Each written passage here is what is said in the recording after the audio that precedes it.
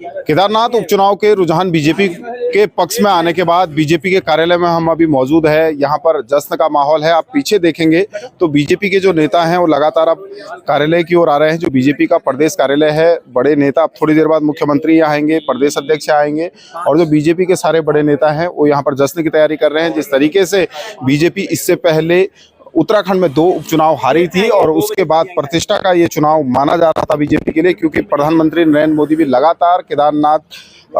जो मंदिर है वहां पर कई दौरे कर चुके हैं और मोदी का खास लगाव केदारनाथ विधानसभा में रहा है। तो इसको देखकर ये माना जा रहा था कि बीजेपी हर हाल में इस सीट को पाना चाहती है। और तो वहीं कांग्रेस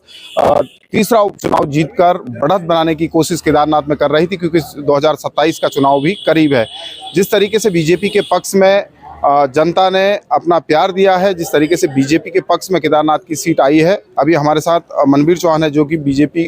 के प्रदेश मीडिया प्रभारी है, उनसे हम बात करेंगे। मनवीर भाई, बीजेपी के पक्ष में रुझान केदारनाथ के किस तरीके से देख रहे हैं आप? निश्चित रूप से केदारनाथ की जनता ने, जो हमारा भारतीय जनता पार्टी का एजेंडा था कि हम विकास के नाम पर वहाँ पर वोट मांग रहे थे, हमारे देश के यशस्वी प्रधानमंत्री माननीय नरेंद्र भाई मोदी जी ने जिस प्रकार से केदारनाथ के पुनर्निर्माण को लेकर के कार्य किए वहाँ पर, और केदारनाथ को विश्व पटल पर एक नई पहचान देने का काम आदरणीय प्रधानमंत्री जी ने किया है और हमारे प्रदेश के यशस्वी मुख्यमंत्री माननीय पुष्कर सिंह धामी जी ने। और जब दुर्भाग्य से केदारनाथ विधानसभा हमारे वहाँ की विधायिका के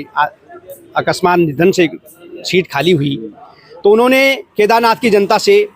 जाकर के वहाँ पर वादा किया था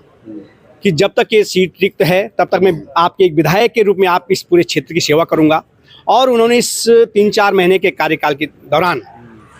वहाँ पर करीब 650 से भी अधिक 650 करोड़ से भी अधिक की विकास की योजनाएं वहाँ पर धरातल पर उतारने को उन्होंने काम किया। और भारतीय जनता पार्टी की डबल इंजन की सरकार ने जो केदारनाथ के गाँव के का जो सर्वांगीण विकास का काम जो किया, उस पर वहाँ की जनता ने अपनी मुहर लगाई है। और कांग्रेस पार्टी के द्वारा जिस प्रकार से वहाँ पर दुष्प्रचार किया जा रहा था, और मैंने पहली बार देखा ऐसा चुनाव कोई जिसमें कांग्रेस पार्टी ने नीचता की हर हदों को पार करने की कोशिश की, उस पर भी केदारनाथ की जनता ने उनके मुंह पर एक तमाचा मारा है। नहीं तो आपका ये मानना है कि जिस तरीके से लगातार यात्रा को लेकर हो या केदारनाथ मंदिर को लेकर हो कांग्रेस सवाल उठा रही थी, क्या जनता ने जवाब दिया है कि ऐसा कुछ नहीं था? बिल्कुल सही कहा आपने। केदारनाथ की जनता कांग्रेस के दुष्प्रचार को बहुत गंभीरता से देख रही थी और समझ भी रही थी कि आखिर भगवान जो केदारनाथ हैं, जो शिव के साक्षात और जागृत स्वरूप के रूप में वहाँ पर विद्यमान हैं, उसको भी राजनीति में घसीटने का काम कांग्रेस पार्टी के द्वारा किया जा रहा था अपने स्वार्थों के लिए। और जिस प्रकार से वहाँ पर लगातार दुष्प्रचार किया जाता है कि सोने की चोरी हो गई, हमारे सरकार के द्वारा केदारनाथ भगवान के स्वर्ण मंडित करने का काम किया गया, लेकिन कांग्रेस वहां पर भी दुष्प्रचार करने की कोशिश कर रही थी। तो ये बिल्कुल केदारनाथ की जनता ने कांग्रेस पार्टी को जवाब दे दिया है, उनके मुंह पर तमाचा मार दिया है कि भविष्य में कभी इस प्रकार का दुष्प्रचार करने की हिम्मत भी नहीं करेंगे। अच्छा, आप ये वजह क्या मान रहे हैं? जिस तरीके से आप आंकड़ा मान रहे थे कि हम 10,000 पार जाएंगे, 10,000 पार वोटों से हम जीतेंगे, लेकिन जो आंकड़ा है वो कम है, इसको आपको लगता नहीं कि ये वजह क्या है? क्योंकि सरकार आपकी है, केंद्र में आपकी सरकार है, मोदी जी वहाँ पर कार्य कर रहे हैं, जो आप बता रहे हैं कि विकास कार्य कर रहे हैं, ये मार्जिन कम कैसे हुआ? देखिए, मार्जिन अभी काउंटिंग जारी है और मुझे जो उम्मीद, जो हमारी आदरणीय प्रदेश अध्यक्ष जी ने लक्ष्य रखा था कि हम केदारनाथ विधानसभा के प्रत्येक बूथ को जीतने का लक्ष्य रखा था, मुझे लगता है हम उस ओर आगे बढ़ रहे हैं, लेकिन जो हमारी उम्मीदें हैं हम उस पर खरा उतरेंगे।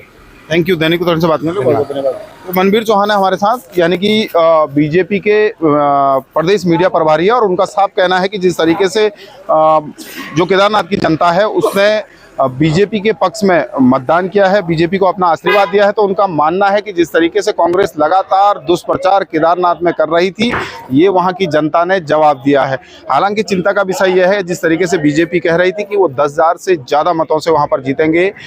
उस तरीके से जब बीजेपी के पक्ष में रुझान नहीं आते हैं तो कहीं ना कहीं बीजेपी में भी ये चिंता का विषय है कि आखिरकार जब केंद्र में बीजेपी की सरकार है, राज्य में बीजेपी की सरकार है, जिस तरीके से मोदी का खासा लगाव केदारनाथ से रहता है,